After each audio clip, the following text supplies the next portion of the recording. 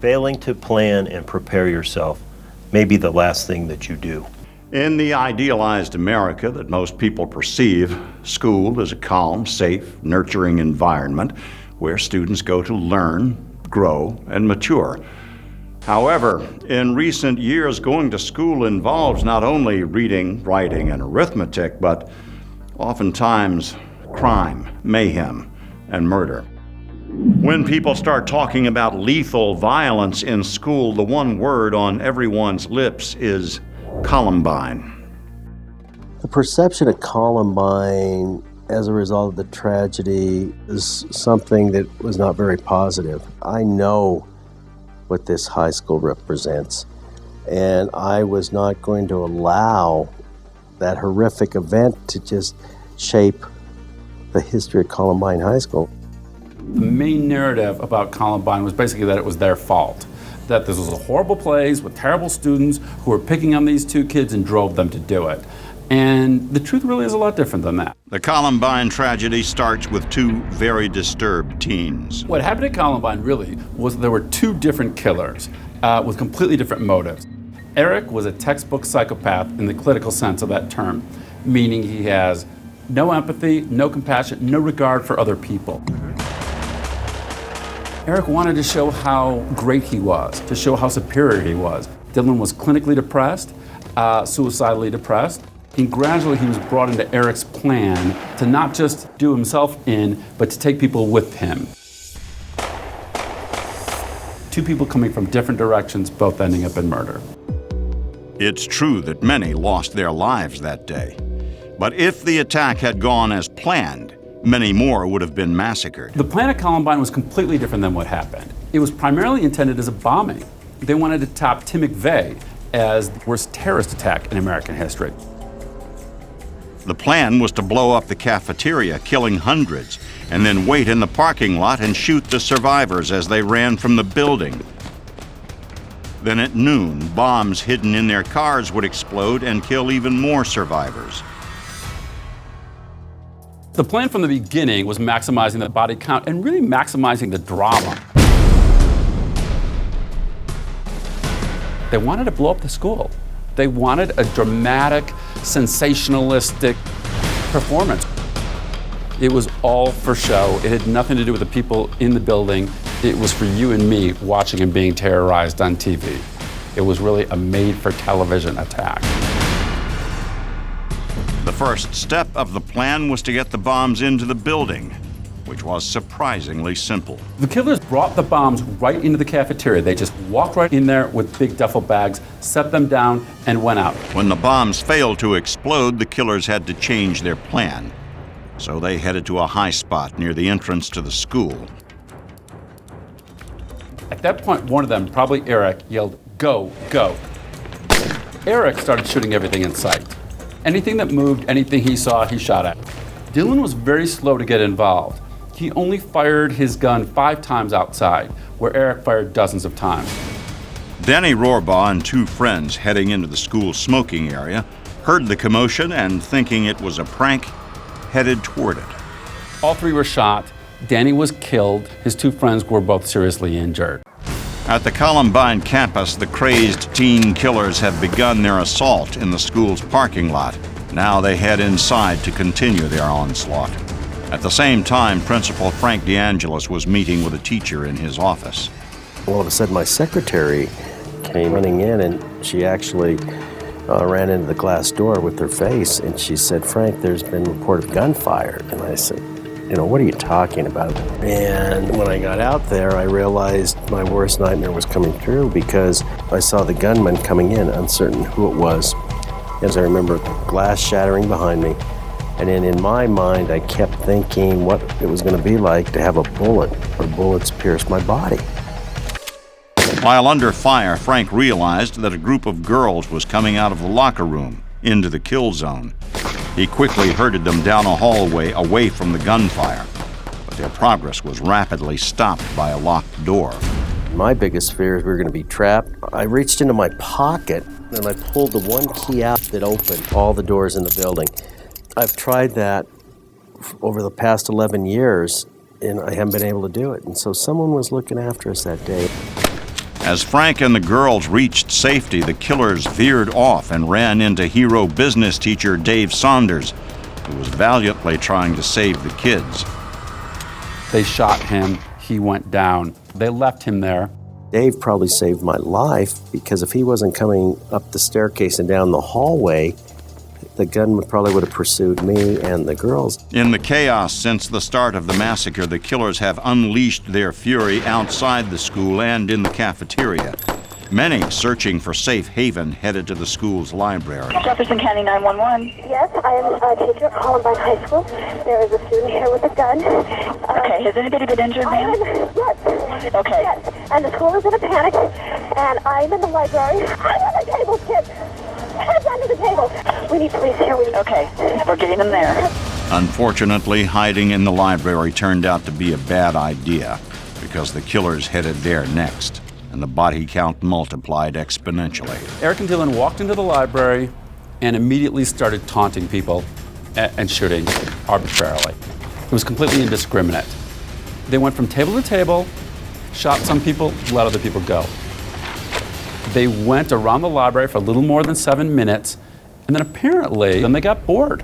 They had done enough and they didn't have any more desire to kill. That, again, is really classic behavior for a psychopath. They get bored very easily. Eric had done the killing. He was done. He was not interested in it anymore. So they walked out of the library with 10 people dead, many more injured in there. They did not shoot at one single person after that. Outside the school, the media had arrived, and the authorities followed the hostage negotiation playbook and surrounded the school. Which was the standard tactic at that time, not to charge in, but to set up a defensive perimeter, wait for the gunmen to make demands, which of course they never did. They had no demands. They headed down to the cafeteria and attempted to set off the bombs again, with partial success. They knew they were living on borrowed time.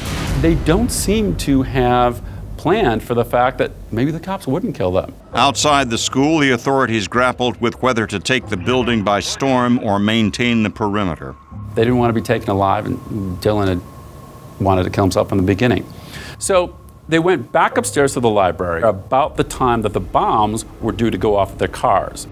It's a reasonable assumption that they were hoping to watch the explosion go off outside and watch lots of police, ambulances, and victims blown apart. Those bombs didn't go off. Shortly after that time, they retreated just a short ways back from the windows, set up in a position looking out toward the mountains, and each shot themselves in the head.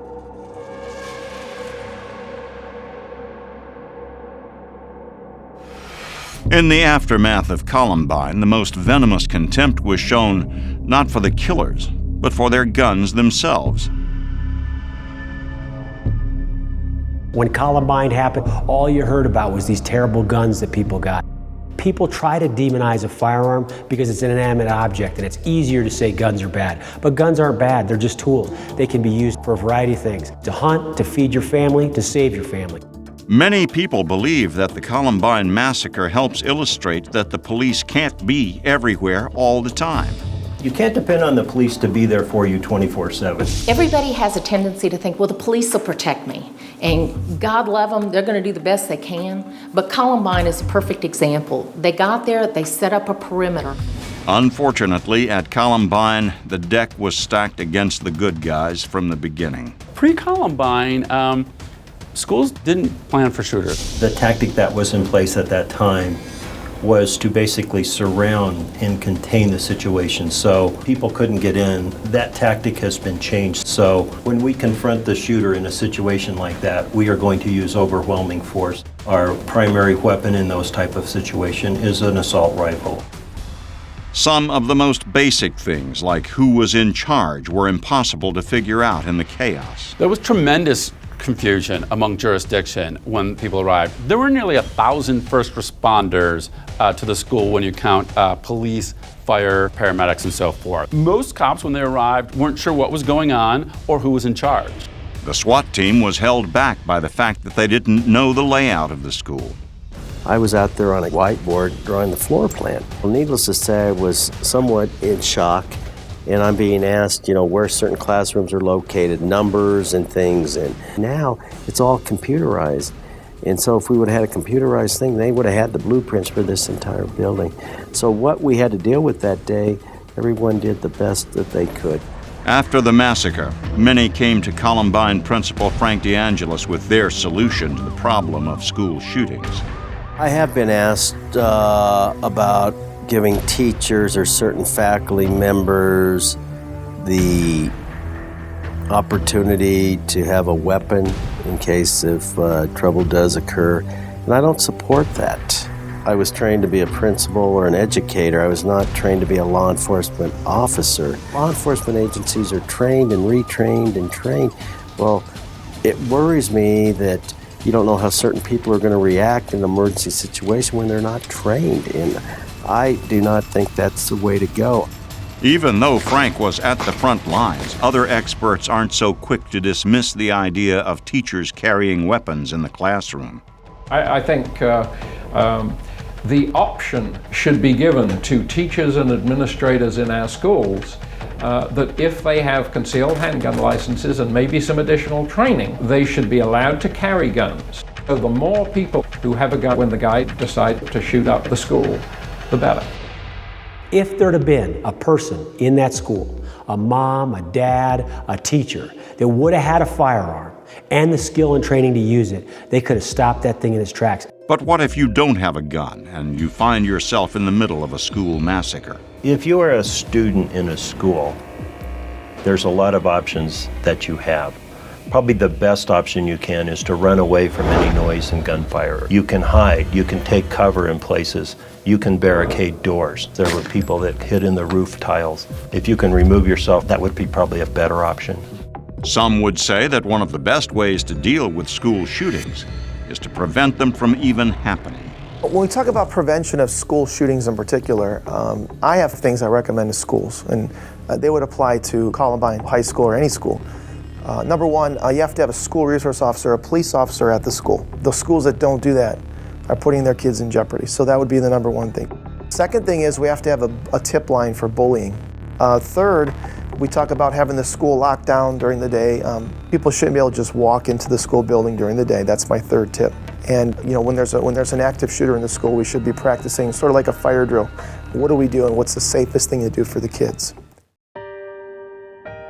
The lessons of Columbine were hard to learn, but hopefully, in the end, something good will spring from the tragedy. At Columbine High School, we're a more caring school, and I'm just hoping that that will continue. Hindsight is always 20/20, but looking back may not be pleasant, especially with a terrible, senseless tragedy like Columbine, which cut so many good people down in the prime of their lives. But hopefully, by looking back, we can all learn something, and with knowledge and awareness, can prevent a terrible event like Columbine from occurring again.